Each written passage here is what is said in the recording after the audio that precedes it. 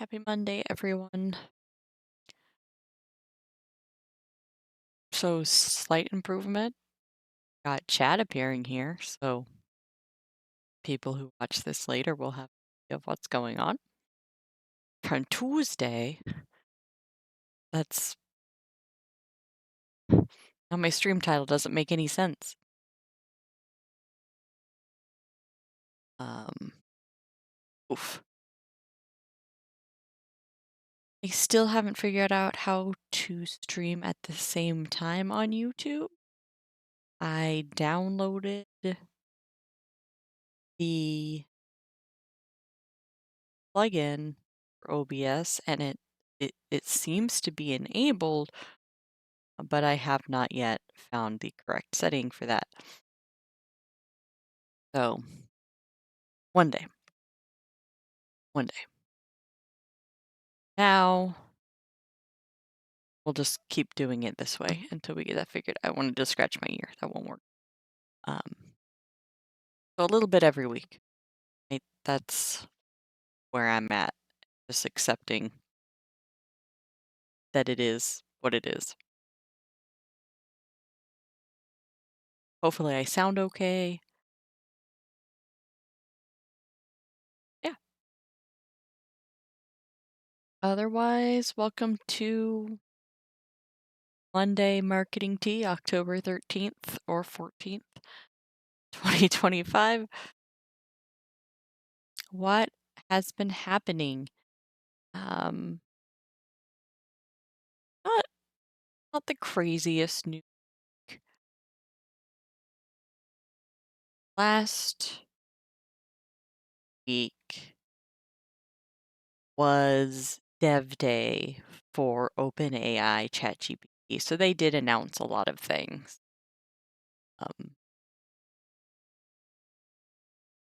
But we're gonna just focus on whatever it was that I decided to focus on when I made this PowerPoint on Saturday, and now I can't remember. So we're gonna take it one subject at a time. But one interesting thing, more for the user than necessarily for the creators and the businesses, is you can set up preferred sources in Google now. So, man, I don't know what it is about Google Slides and OBS. What it shows on stream is fine. My screen looks like a hot mess. Don't know what to make of that. But anyway.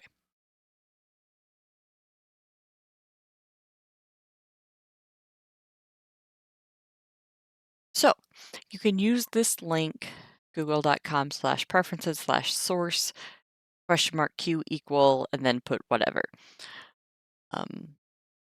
And that will train your browser, your search results, to prefer certain sources when it gets you news. Interesting.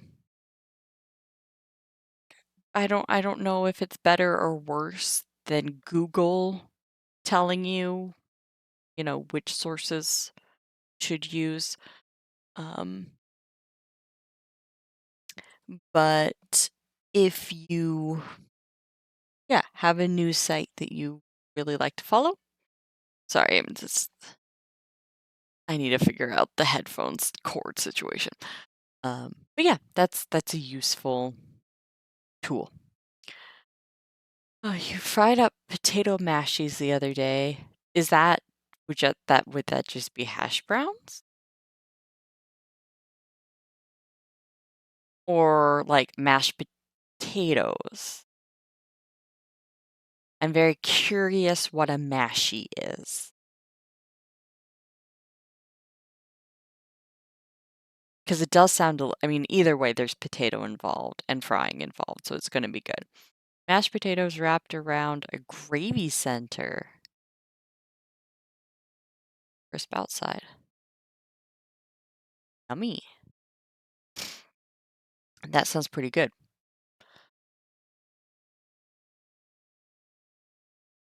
Oh, okay. Next item. Now we're getting a little bit more philosophical again. Moloch's bargain is the name of the study that was done. Study. They're rather awesome, but if overcooked, they become a very literal hot mess. Yeah, that gravy would seek to escape. Um, but but yeah, all those parts are delicious separately, so you're gonna wind up with some good food. So there is a study done. I'm putting study in quotes because it's like it's not that it's not a study, it's that did we really need a study for this? Which is that so I think it was specifically for social media posts. Um, that if you have them try to churn out content for maximum engagement, eventually they will begin to make things up, use false data, use clickbait, um, sensationalize, etc., in order to gain social media visibility. That was what the study found, that the models are us, right? People do the same thing. Um, that's why clickbait is so popular right now, is because it works and it gets attention, and that is all that people care about. So who cares about the ethics of it? So human authors are doing that, ergo, why wouldn't the AI LLMs do that?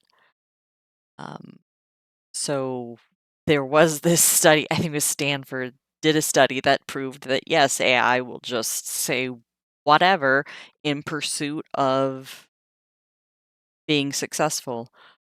Um, and that's to be expected, right?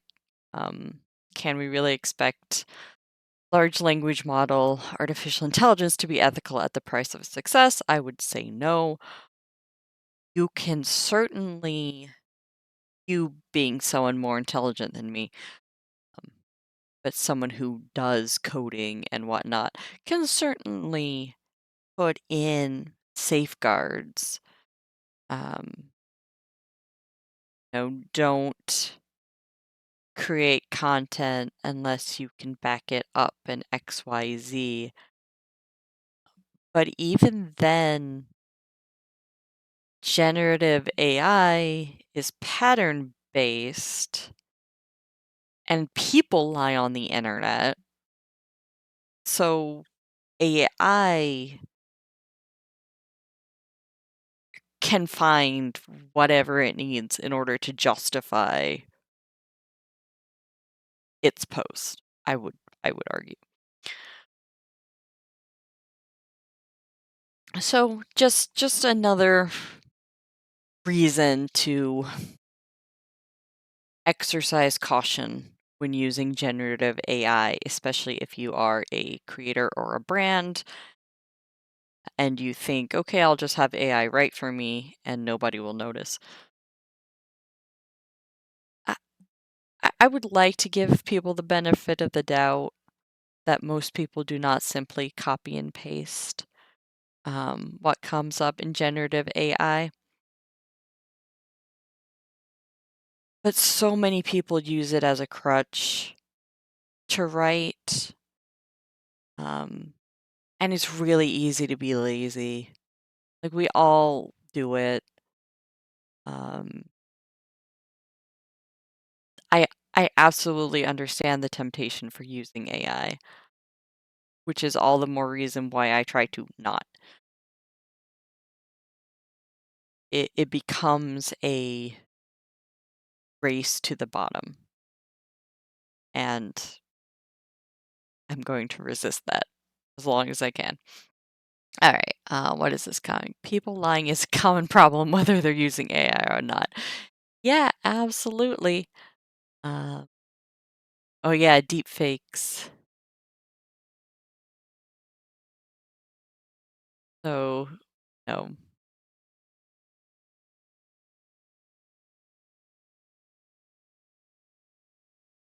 I'm just reading this comic now.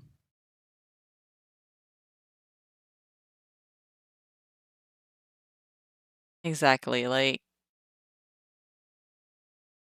it is easy to blame AI for untrustworthiness, videos, deep fake things, audio, and it definitely is becoming more finessed. But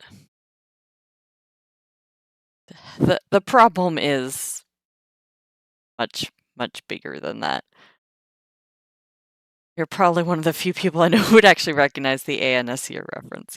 Yeah, like that's pretty funny. Uh,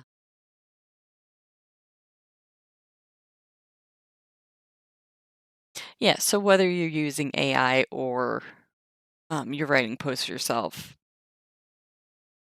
try to be ethical when you're doing it. Oh, hey, Sean, how are you doing? All right, last topic for today. Yeah, this is more of a broader topic again. Um, when I was looking through some of the news and headlines for this week, one of the themes, I guess you could say, in a lot of reports is the ongoing discussion about security, personal data, ownership in the era of AI.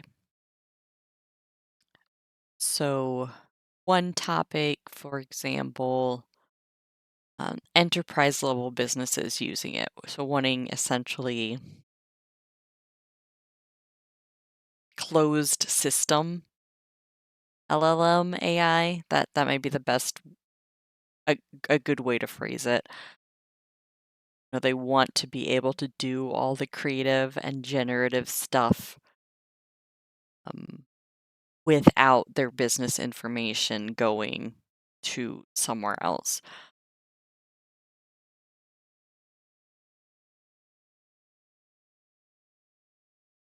For me, I'm not sure. And by that, I mean AI and large language models work by crunching a lot of data. So I just don't know if a lot of independent models for different businesses is really going to work. Either in terms of there's going to be some fine print where aggregate data does get used in a larger model, or there's going to be other security threats. That is definitely a step beyond me. I don't understand cybersecurity that well. And I know certainly that a lot of businesses do have a lot of money and can invest in their own research and development. Um, but the reason ChatGPT, one of the reasons ChatGPT is the default is because it is open source. And so I don't I don't know whether it's sustainable for these more privacy-focused AIs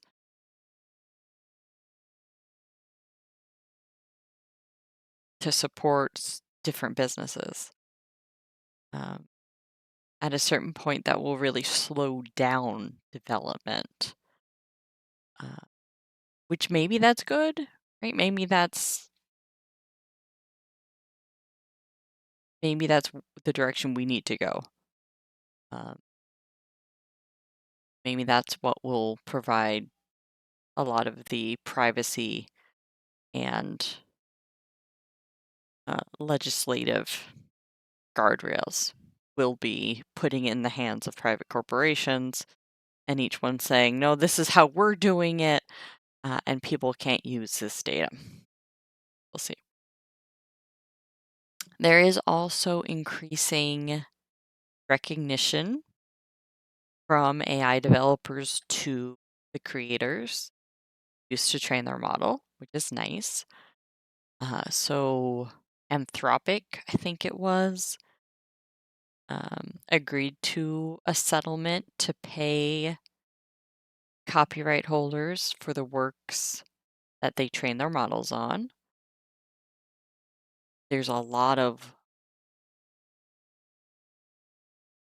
celebrity pushback on things like Sora 2 and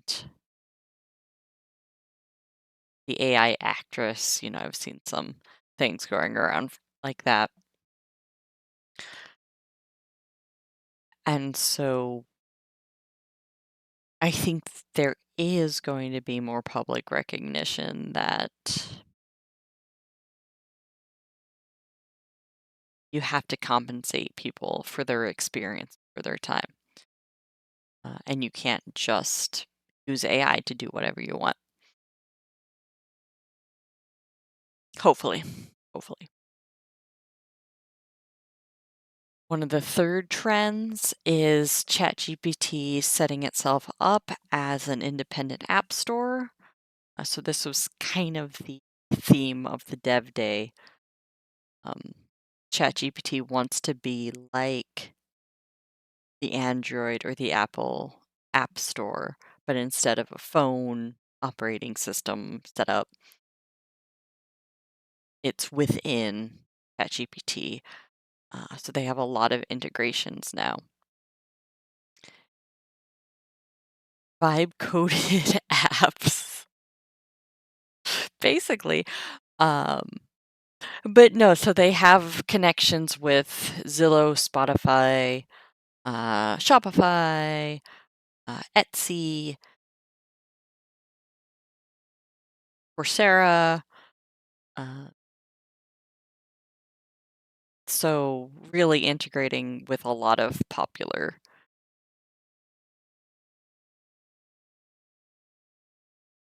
businesses, I guess. That so that you can directly use those things in ChatGPT. And so, speaking of coded, cracks me up. Um,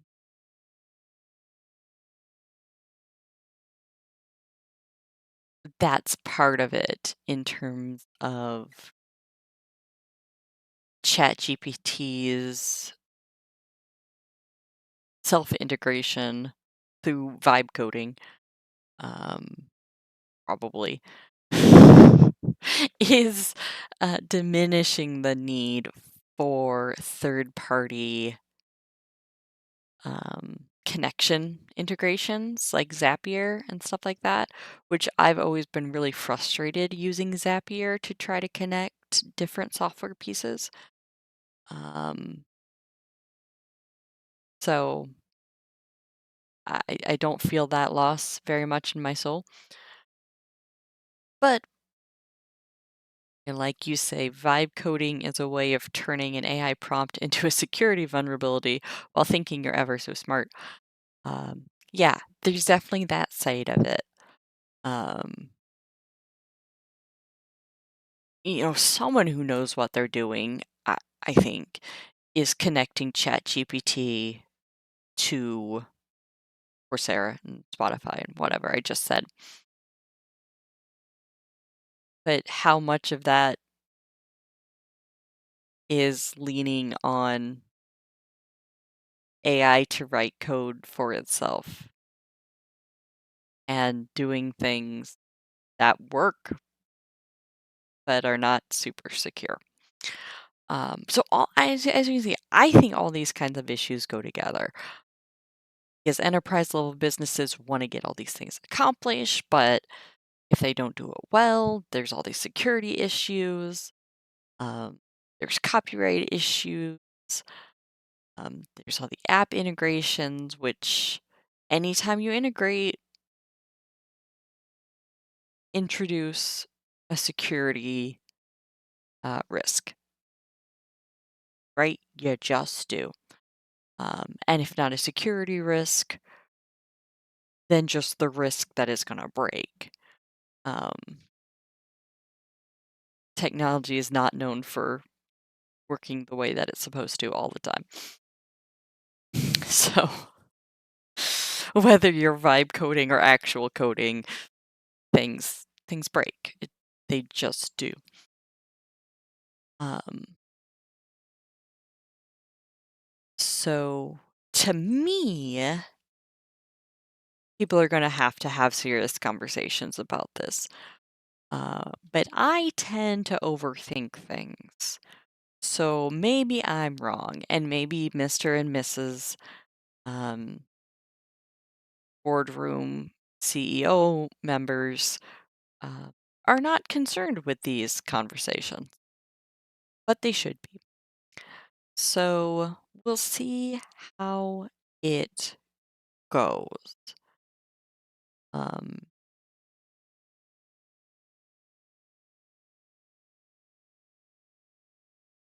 you need we need these questions answered, in my opinion, before. I was gonna say like before we go too far, but we've already gone too far. We're already like on step Q. Um, and these are conversations that we probably should have had at like step D.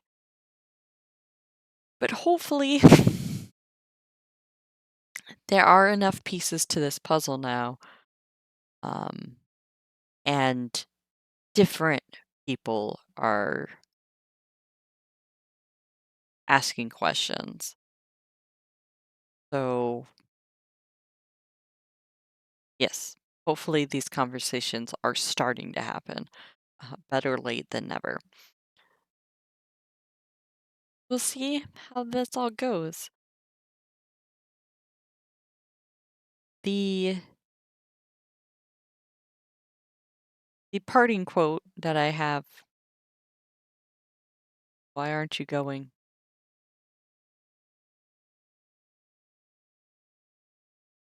I, the, the there we go. Okay. Again, OBS looks fine. My stream on Twitch is frozen, and my display is having a heart attack. And this is just like the smallest of integrations. And that's what's happening. Why do people trust technology? I don't know. It's fun to fight with, but like, yeah. Anyway, my parting quote um, is a lot more optimistic than this week. Um, Ross, exactly. You've got it there. I don't trust technology. I make it, therefore I don't trust it. Exactly. Like the you can understand, and people who deal with technology enough can understand that like a computer will do what it is programmed to do. Coding will do what it is programmed to do. But that doesn't make it flawless. That doesn't make it easy. That doesn't make it straightforward, because there could be competing code, there could be um, lots of external factors, there could be physical wear and tear, there could be software degeneration. Um, it is a tool. It's all a tool, um, and you hope it works, but you can't just walk blindly into the fray.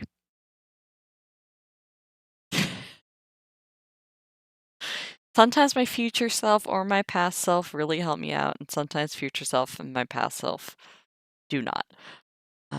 And technology is just a big system of that. Like, did I remember to do this? Well, we'll find out. But Pope Leo, our new American Pope, he, I really, you know, appreciate his AI takes because he's like, what are you doing? Um, and one of his quotes from a recent conversation about AI um, actually made me really encouraged. Um, we are not destined to live in a world where truth is no longer distinguishable from fiction. And that was just a really good reminder because it can be super easy to feel disheartened and think of all the fraud that is going on and is possible. Again, if you kind of work in this industry, sometimes that's what you are geared to think about.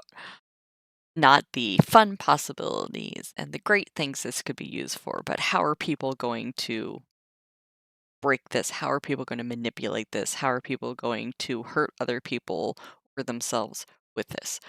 Um, they're very sad thoughts and feelings and discussions to have. But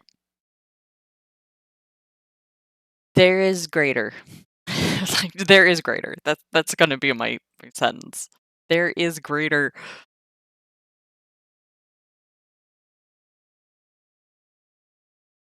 And that's just heartening because even as believers, as Christians, we can get really bogged down, as I was just saying, with all those things. Um, and when is it going to get better? When are people going to learn? When is this? We're so corrupt and so fallen. Um, but God didn't abandon the world, right? Jesus, the Holy Spirit, God, present here every day, um, helping to guide people, including the people, hopefully, who are working on AI, working in the industries being affected by AI. And, we won't be abandoned to everything. It might feel like that sometimes. Um, and certainly a lot of individuals suffer. But the truth exists. We have it. We have the way, the truth, and the life. And AI cannot replace that. So no matter how good and fake and everything it becomes. It just made me feel a lot better. Thanks, Pope Leo. Pope Leo the Ziv. uh, the 14th. So I'll leave you with an uplifting quote instead of a sad philosophical quote. So that's it for this week. Thank you for hanging out. As always, I will be back next week. And this Friday is one of my on weeks, so I'll be with the punching on Friday probably for a stream. Otherwise, I'm hanging around social media and trying to do work. So thanks everybody for your time and see you next week.